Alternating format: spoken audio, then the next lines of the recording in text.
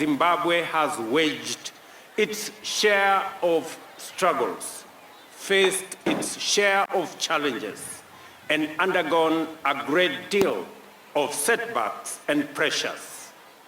It has been inspiring to witness the resilience and fortitude of the Zimbabwean nation and the people, who, though not the authors of their country's tribulations, they have refused to be victims of it and did not give up. They did not slow down or lament in despair. They endured and forged on with a confident patience over people who have prevailed against formidable adversaries and won daunting battles time and time again. Under your leadership, Mr. President, it is evident that this indomitable spirit has received a shot in the arm. This explains the positive changes that are taking place in many parts of the country and demonstrates Zimbabwe's readiness to transform its abundant potential into opportunities for all sectors of its economy to make their contribution towards poverty reduction, employment creation, wealth generation, and reduction of inequality, thereby ushering in economic development and inclusive prosperity.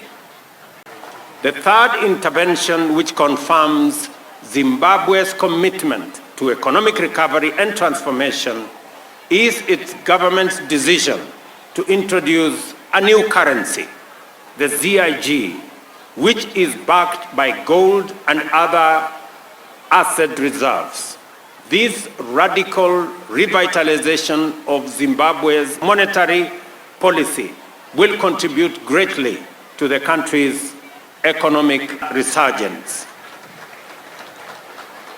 Taken together, these bold decisions by the government of Zimbabwe constitute a bold and radical economic recovery, revitalization based on a coherent, ambitious vision to steer the nation to prosperity and sustainability in a context where you have daunting challenges.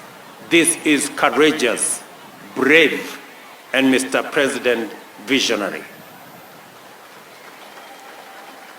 On the basis of these facts, I am strongly persuaded that Zimbabwe's commitment to transform its immense potential into sustainable abundance is robust and driven by irrevocable intentionality. I am also convinced that this intentionality is closely connected with the vision and the theme of the Zimbabwe International Trade Fair.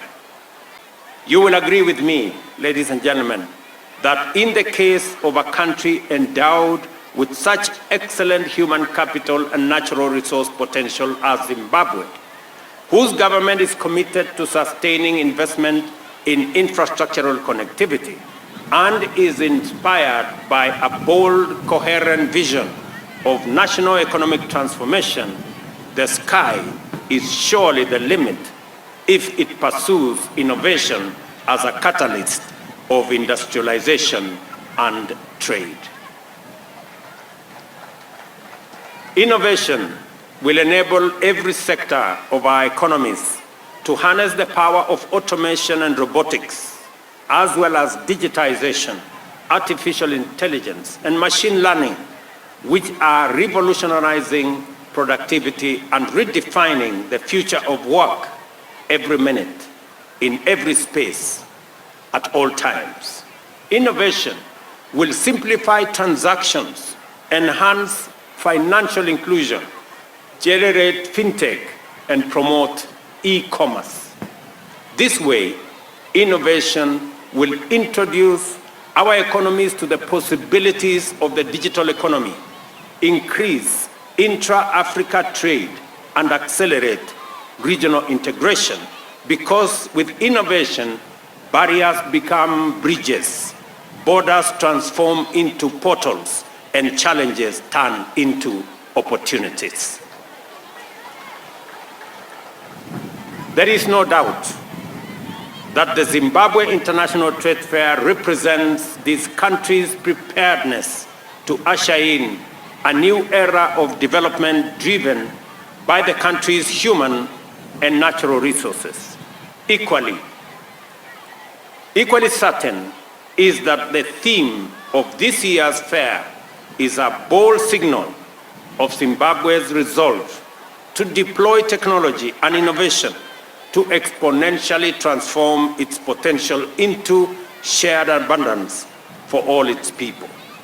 It is very well known that economies that possess technologies get much more out of their resource endowments than those without. It is also a fact that innovation is the secret recipe for transformation. It produces new inventions, transforms existing technologies, and enables every sector to produce more, faster, better, and surer out of every input and every unit of input. Innovation empowers technologies and processes to achieve more in terms of volume and variety, making it easier to satisfy demand and offer different choices. It reduces waiting times, leading to higher levels of satisfaction, and enables producers to attain and maintain higher standards. Finally, innovation guarantees both consistency and security, making both consumers and producers surer about their expectations. An economy anchored on innovation-driven efficiency becomes and stays competitive and guarantees high returns for all stakeholders. Zimbabwe exemplifies Africa's best-case scenario. With a median age of just under 18, it is a young nation. Owing to one of Africa's best literacy rates at 89.89%, it is populated by well-educated, highly skilled young people whose drive and motivation is unmistakable and compelling for any looking towards Zimbabwe. Zimbabwe's natural resources are diverse and plentiful, ranging from renewable energy potential, including hydro, wind, and geothermal, as well as arable land and carbon sinks, to substantial resources and reserves of coal, cobalt, copper, gold, iron, lead, limestone, lithium, nickel, phosphates, platinum, silver, tantalum, tin, tungsten, and zinc. There is no doubt that these reserves present tremendous wealth, and it is appropriate that they should be deployed to back the national currency. More critically, technology enhanced by innovation will certainly deliver far greater value for Zimbabwe's economy from these natural resources.